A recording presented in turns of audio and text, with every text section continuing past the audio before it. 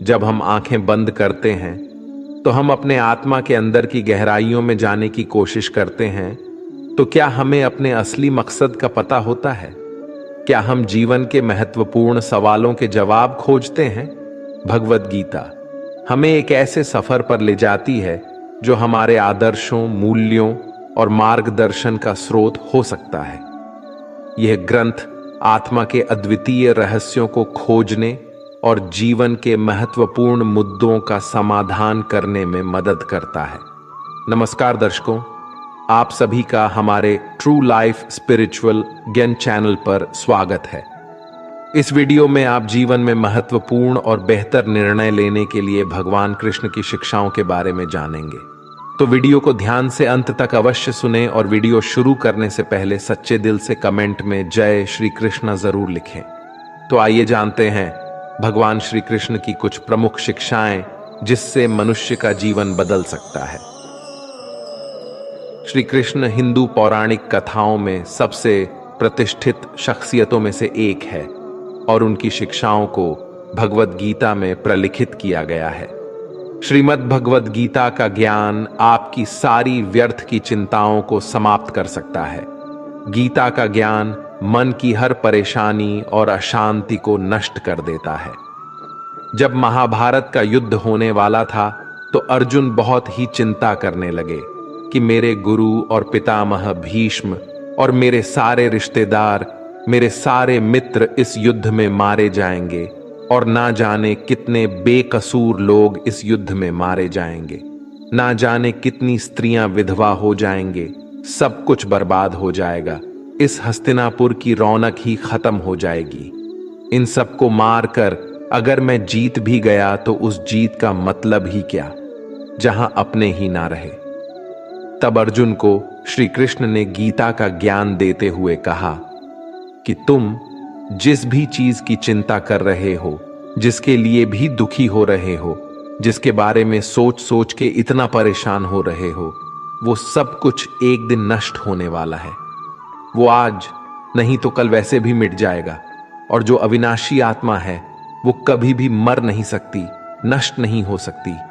तो चिंता और दुख किस बात के लिए करते हो? क्योंकि जो एक दिन नष्ट होने वाला है, मिटने वाला है, मरने वाला है, उसकी चिंता करके और उसका दुख करके तुम कर भी क्या लोगे? तुम चाह कर भी उसे रोक नहीं सकते, उसे बदल भी नहीं सकते। तो क्यों चिंता करके अपना जीवन नष्ट कर रहे हो? चिंता तुम्हारे मन को दुखी और रोगी बना देगी, कायर बना देगी, और जो नष्ट हो ही नहीं सकता उसकी चिंता करने की कोई जरूरत ही नहीं है। तो परिस्थिति को चाहे तुम जैसे देखो, तुम्हारी चिंता करना बिल्कुल व्यर्थ है। वास्तव में आप भी उन्हीं बातों के बारे में चिंता करते रहते हैं, सोचते रहते हैं, जिसे आप बदल नहीं सकते, जिसे आप चाहकर भी अपने नियंत्रण में नहीं कर सकते।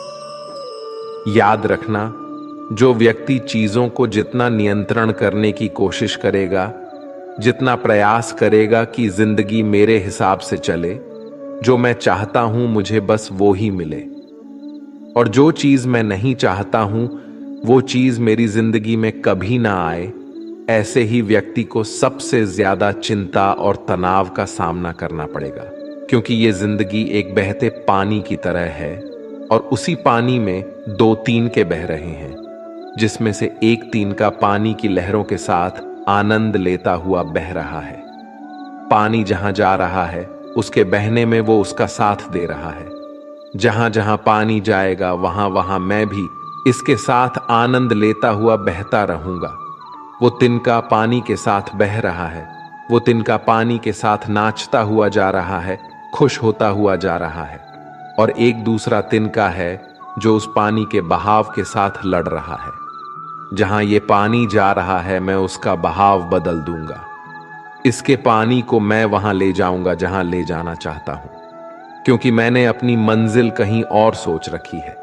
अब वो पानी के बहाव के साथ लड़ रहा है, किनारों से पत्थरों से टकरा रहा है, पर पानी के बहाव को वो बदल नहीं पा रहा है, बल्कि जितना कोशिश करता है पानी से लड़ने की, उतना ही दुखी और उतना ही परेशान हो रहा है। ये जिंदगी भी ऐसे ही बहते पानी की तरह आगे बढ़ती जाएगी, लेकिन अब हमें तय करना है कि हम किस तिनके की तरह बनना चाहते हैं। या तो हम चिंता करके, खुद को परेशान करके जिंदगी से लड़ते रहे, जिंदगी से शिकायतें करते रहे, या तो फिर हम उस दूसरे तिनके की तरह बने कि जहां जिंदगी जा रही है उसी में आनंद लेना शुरू कर दे, उसी में ही खुश रहना शुरू कर दे। हमारी हालत उस व्यक्ति के जैसी है कि एक बार एक राजा किसी नगर से गुजर रहा था। उस राजा ने मार्ग में देखा कि एक गरीब बूढ़ा व्यक्ति अपने सर पर लकड़ियों का गट्ठर बात कर ले जा रहा था। राजा को उस व्यक्ति पर बहुत दया आई। राजा ने उस व्यक्ति से कहा कि तुम इतनी गर्मी में इतना बड़ा लकड़ियों का गट्ठर सर पर लेकर जा रहे हो, पसीने से लथपथ पड़े हो। फिर राजा कहता है कि आओ मेरे रथ पर बैठ जाओ और तुम्हें जहां जाना है मैं तुम्हें छोड़ दूंगा। तो वो व्यक्ति कहने लगा, महाराज, मैं बहुत गरीब आदमी हूं, मैं आपके रथ पर कैसे बैठ सकता हूं? मैं तो आपके आगे बहुत छोटा हूं। राजा ने कहा कि मैं छोटा, बड़ा, अमीर, गरीब नहीं मानता। मनुष्य को मनुष्य की मदद करनी चाहिए।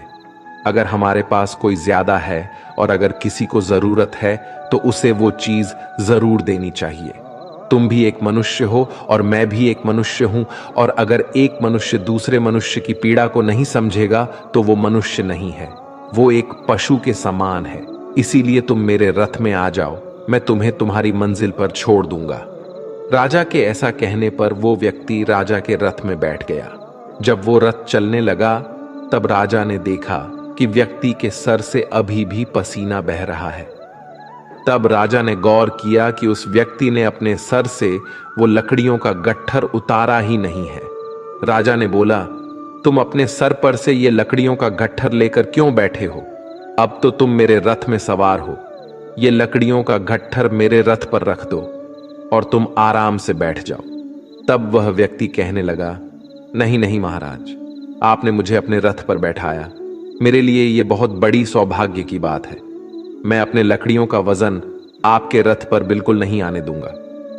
तब उस राजा ने यह सुनते ही अपना सिर पकड़ लिया। यही कहानी हम सबकी है। गीता में भगवान कृष्ण कहते हैं कि अपनी हर चिंता, अपना हर दुख तुम मुझ पर छोड़ दो, मैं तुम्हारे हर दुख को दूर कर सकता हूं, मैं तुम्हारी हर चिंता को दूर कर सकता हूं। लेकिन यहां हर एक मनुष्य अपने सर पर चिंताओं का, लकड़ियों का गट्ठर लेकर घूम रहा है। हालांकि कर कुछ नहीं सकता, ताकत कुछ भी नहीं है, लेकिन इंसान अपना जोर चलाता रहता है। हर इंसान को लगता है कि सब कुछ मैंने संभाल रखा है, मैं अगर कुछ ना करूं तो सब कुछ बर्बाद हो जाएगा, सब कुछ खत्म हो जाएगा। मैंने एक कहानी सुनी कि एक महल में एक छिपकली रहती थी। वो सब छिपकलियों की रानी थी। जब कहीं भी जाना होता था तो जो छिपकलियां उसके नीचे रहती थीं, वो उन्हें भेज देती थी। वो खुद कहीं भी नहीं जाती थी। एक दिन सब छिपकलियों ने उससे पूछा कि तुम हमारी रानी हो, पर तुम कहीं भी नहीं जाती, बस इस महल में ही बैठी रहती हो। ऐसा क्या कारण है कि तुम कहीं बाहर ही नहीं निकलती? तब वो रानी छिपकली कहने लगी कि इस महल की छत को मैंने ही संभाल के रखा है। अगर मैं यहां से चली गई तो इस महल की छत भी गिर जाएगी। ऐसे ही हर एक मनुष्य को लगता है कि अगर मैं नहीं रहूंगा तो कोई काम नहीं हो पाएगा। हर इंसान ये वहम पाले बैठा है कि सब कुछ करने वाला मैं ही हूं और सब कुछ मुझे ही करना है। हालांकि इतनी भी शक्ति हमारे अंदर नहीं है कि हम अपनी सांस भी खुद ले सके, और प्रकृति ने ऐसा नियम बना रखा है कि हमारी सांसें अपने आप चलती है। अगर सांस लेने का काम हम पर छोड़ दिया जाए तो हम एक दिन भी जिंदा नहीं रह पाएंगे। इधर एक पल के लिए भी हम सांस लेना भूले और उधर सामने मौत आ जाएगी। और मनुष्य को सोचने की, चिंता करने की ऐसी बीमारी है कि वो सिर्फ आज की चिंता नहीं करता और ना ही सिर्फ अपने कल की चिंता करता है।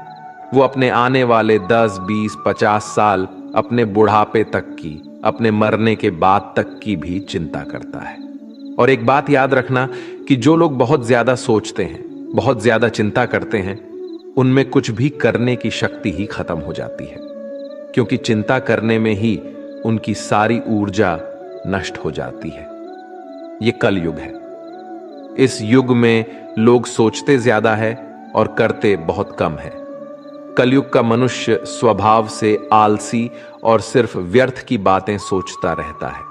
जिसे करना होता है वो ज्यादा सोचता नहीं है, वो उस कार्य को कर लेता है। पर आप अपने आसपास की दुनिया पर नजर डाल के देखो, आपको अधिकतर लोग न करने वाले ही ज्यादा मिलेंगे। आपको अधिकतर लोग वही मिलेंगे जो या तो व्यर्थ की चिंता करेंगे, या तो सिर्फ आलस करेंगे, या सिर्फ बहाने ही देते रहेंगे कि इस वजह से मैं जिंदगी में आगे नहीं बढ़ पा रहा, कि इस कारण से मेरी जिंदगी अच्छी नहीं हो पा रही है। अगर मनुष्य सोचने के बजाय करना शुरू कर दे तो उसकी जिंदगी में कोई भी दुख, कोई भी समस्या ज्यादा देर तक टिक नहीं सकती है। आपके पास दो रास्ते हैं। या तो अगर आपके जीवन में कोई समस्या है तो उसके समाधान में लग जाओ, उसके सल्यूशन में लग जाओ। और अगर आपको भविष्य में आने वाले किसी समस्या का डर है तो उसकी चिंता तो आप छोड़ ही दो, क्योंकि जीवन वैसे कभी नहीं चलने वाला जैसा आपसे सोचते हो। जीवन की एक अलग ही गति है। आप अगर कभी गौर करोगे तो आपको यह समझ आ जाएगा कि आप जिंदगी में जिन बातों को लेकर चिंता करते हैं उनका कोई मतलब ही नहीं था। आपको लगेगा कि आप व्यर्थ की चिंता करते थे और जिंदगी ने कुछ और ही दिखा दिया। किसी नगर में एक बहुत धनी व्यक्ति रहता था। उसके पास इतना पैसा था जिसका हिसाब ही नहीं था। एक दिन उसने अपने सारे आदमियों को बुलाया जो उसका हिसाब किताब देखते थे, और उनसे कहा कि मेरे पास कितना पैसा है, कितनी संपत्ति है, उन सब का मुझे हिसाब दो कि आखिर मेरी कुल संपत्ति कितनी है। वो सारे हिसाब को देखने वाले उस सेठ की संपत्ति का हिसाब लगाने में लग गए। उन सबको उस संपत्ति का हिसाब लगाने में ही 10 दिन लग गए। 10 दिन के बाद जब हिसाबकर्ताओं ने मिलकर कहा कि आपके पास इतना पैसा है कि आपकी 7 पीढ़ियां बैठकर खा सकते हैं, उन्हें कोई काम करने की जरूरत नहीं है।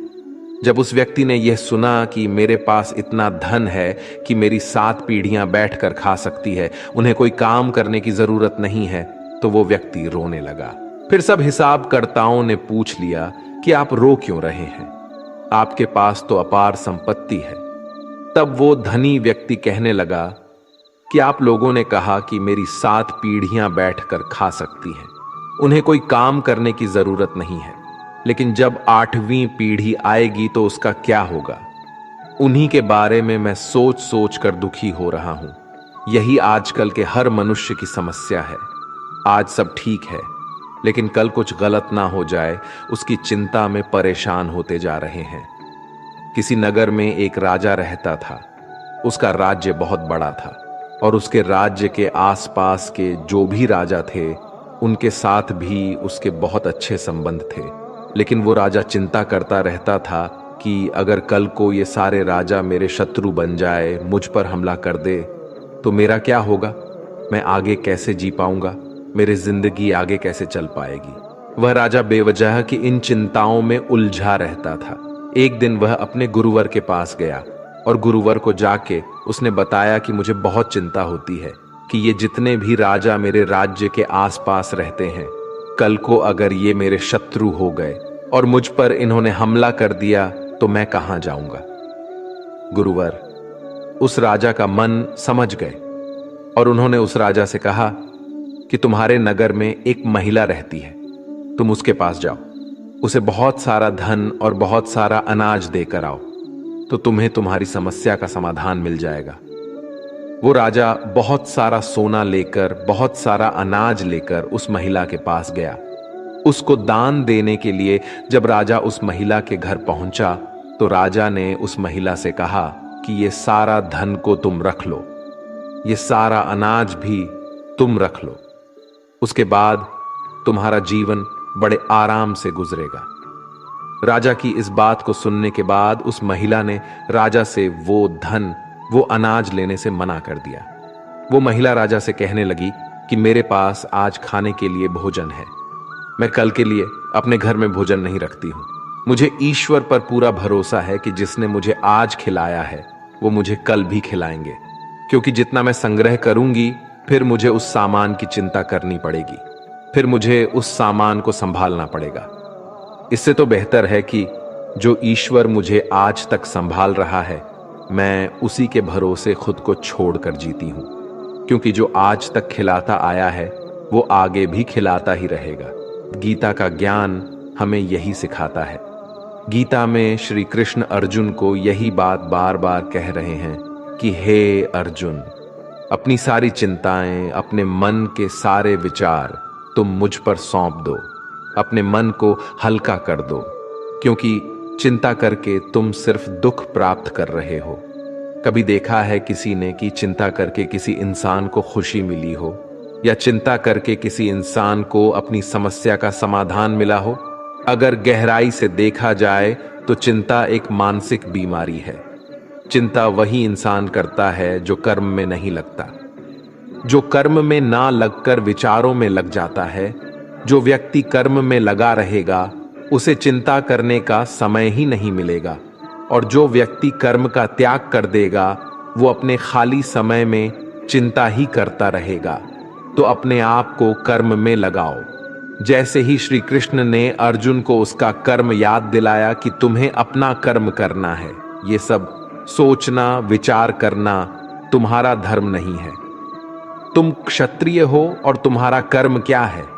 अधर्मियों का नाश करना, जो अन्याय करते हैं, जो अत्याचार करते हैं उनको नष्ट करना, ना कि फालतू की बातों को सोचना। वो तुम्हारा काम नहीं है। तुम दुनिया के भगवान नहीं हो। तुम कुछ नियंत्रण नहीं कर सकते हो, क्योंकि ये जीवन बस बहता जा रहा है। कब हम बच्चे से जवान हो जाते हैं, कब जवान से बूढ़े हो जाते हैं, और कब बुढ़ापे से मृत्यु की ओर चले जाते हैं, कुछ भी हमारे नियंत्रण में नहीं हो पाता। यहां हर इंसान जीना चाहता है, कोई नहीं मरना चाहता, लेकिन फिर भी सबको मरना पड़ता है। यहां हर एक इंसान जवान रहना चाहता है, लेकिन फिर भी सब बूढ़े होते जाते हैं। इस छोटी सी चीज को हम समझ ले कि ये जिंदगी बस बहती जा रही है और हम इसे नियंत्रण नहीं कर सकते। बस जो हो रहा है उसमें अपने लिए एक खुशियां और आनंद से भरी एक जिंदगी हासिल करनी है, और वह जिंदगी लड़के या चिंता करके नहीं, बल्कि खुश होकर जीनी है। तुम बिना किसी कारण की चिंता करते हो और बेवजह ही घबराते हो। तुम तो आत्मा हो जिसे ना तो कोई मार सकता है और ना ही जला सकता है। यही जीवन की सच्चाई है जिसे प्रत्येक व्यक्ति को जानना चाहिए। गीता में लिखा है कि जिस इंसान की सोच और नियत अच्छी होती है, भगवान खुद उसकी मदद करने के लिए किसी ना किसी रूप में जरूर आती है। गीता में श्री कृष्ण कहते हैं कि जो मौन को समझ ले वो पूजनीय होता है, फिर चाहे वो माँ हो, पत्नी हो, प्रेमी हो या परमेश्वर।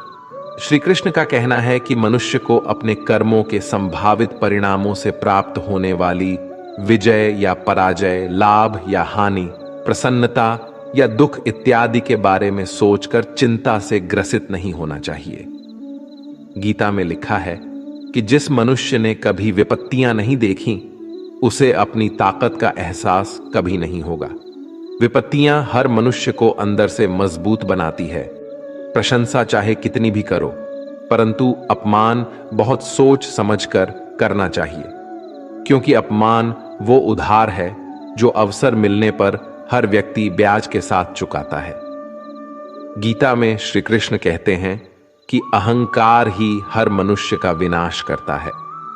अहंकार में आकर व्यक्ति अक्सर ही गलत कार्य कर बैठता है, जिसके बुरे परिणाम उसे आगे चलकर भुगतने पड़ते हैं।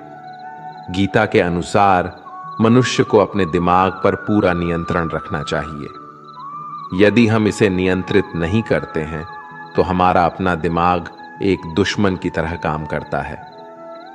गीता में श्री कृष्ण कहते हैं कि जीवन के सच्चे साथी दो ही हैं, एक अपना किया हुआ कर्म और दूसरा परमात्मा। शेष तो सब यही मिले हैं और यही बिछड़ जाएंगे। श्री कृष्ण कहते हैं कि हमेशा सही के साथ खड़े रहो, भले अकेले ही क्यों ना खड़ा रहना पड़े। गीता में लिखा है कि अपने बीते हुए कल को त्याग देना चाहिए, क्योंकि उसका प्रभाव आने वाले कल को दूषित करता है। गीता सार में श्री कृष्ण ने कहा है कि हर इंसान की धारा जन्म मरण के चक्र को जान लेना बेहद आवश्यक है, क्योंकि मनुष्य के जीवन का मात्र एक ही सत्य है और वो है मृत्यु। जिस मनुष्य ने इस दुनिया में जन्म लिया है उसे एक दिन इस संसार को छोड़कर जाना ही है, और यही इस दुनिया का अटल सत्य है। मनुष्य को मृत्यु से कभी भी भयभीत नहीं होना चाहिए। मृत्यु जीवन की अटल सच्चाई है। मृत्यु के प्रतिभाएं ही मनुष्य के वर्तमान खुशियों को खराब कर देता है। इसलिए मन में किसी भी तरह का डर नहीं रखना चाहिए। श्री कृष्ण कहते हैं, शरीर नश्वर है पर आत्मा अमर है। यह तथ्य जानने पर भी व्यक्ति अपने इस नश्वर शरीर पर घमंड करता है, जो कि बेकार है। शरीर पर घमंड करने की बजाय मनुष्य को सत्य स्वीकार करना चाहिए। जिंदगी में कभी उदास मत होना, कभी नाराज नहीं होना। यह जिंदगी एक संघर्ष से चलती रहेगी। बस तुम अपना जीने का अंदाज ना खोना।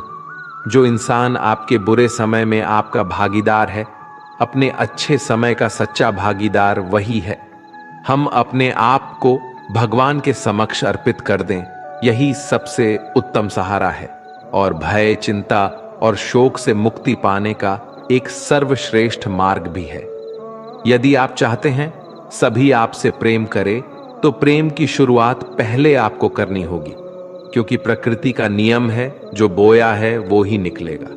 सदैव संदेह करने वाले व्यक्ति के लिए प्रसन्नता ना इस लोक में है, ना ही कहीं और। मनुष्य अपने विश्वास से निर्मित होता है। जैसा वो विश्वास करता है वैसा वो बन जाता है। मन की गतिविधियों, होश, विश्वास और भावनाओं के माध्यम से भगवान की शक्ति सदा तुम्हारे साथ है और लगातार तुम्हें बस एक साधन की तरह प्रयोग करके सभी कार्य कर रही है। उससे मत डरो जो वास्तविक नहीं है, ना कभी था, ना कभी होगा। जो वास्तविक है वो हमेशा था और उसे कभी नष्ट नहीं किया जा सकता। व्यक्ति जो चाहे बन सकता है यदि वह विश्वास के साथ इच्छित वस्तु पर लगातार चिंतन करे। हर व्यक्ति का विश्वास उसकी प्रकृति के अनुसार होता है। मैं उन्हें ज्ञान देता हूं जो सदा मुझसे जुड़े रहते हैं और जो मुझसे प्रेम करते हैं। प्रबुद्ध व्यक्ति सिवाय ईश्वर के किसी और पर निर्भर नहीं करता। मैं धरती की मधुर सुगंध हूं, मैं अग्नि की उष्मा हूं, सभी जीवित प्राणियों का जीवन और सन्यासियों का आत्म संयम हूं। आप ही अपना मित्र और आप भी अपना शत्रु है।